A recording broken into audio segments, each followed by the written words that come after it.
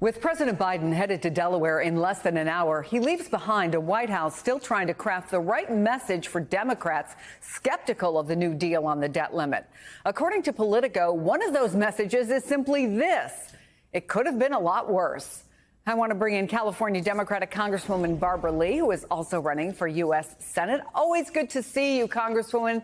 Has the White House reached out to you about how you will vote, and have you made a decision about whether you'll support this bill? Thank you very much, Chris, for having me. But let me first say that the Republicans manufactured this crisis. We can't forget how we got here.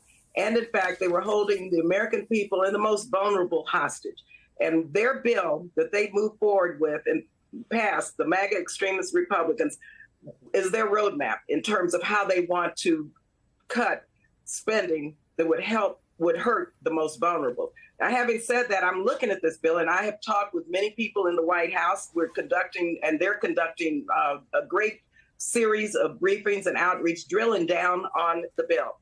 We have the text. We're reviewing the text. I'm reviewing the text right now, but also meeting with our ranking members on the appropriate committees. I'm on the Appropriations Committee and the Budget Committee. I'm trying to determine who are the winners and who are the losers in this deal. And in fact, when I look at it, I see a lot of movement in terms of how the president negotiated this, because he was held hostage in a lot of ways.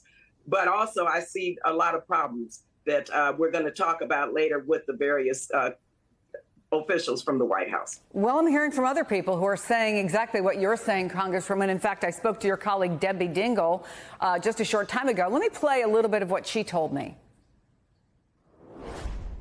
I know that compromise is not a dirty word, but I need to know what is going to be the precedent being setting by voting for this at the same time. We are being held hostage. That is a very real word for where we are right now. There are things I would never vote for under normal circumstances. Wouldn't vote for under normal circumstances. What are the things you think need to be answered by the White House? What are the questions that will allow someone like Deborah Dingell or you to vote for this? Well, I think the White House has done the best they could do. So I have to say I have to make my own decision by looking at what was accomplished and who wins and who loses. So you're a yes? Of things.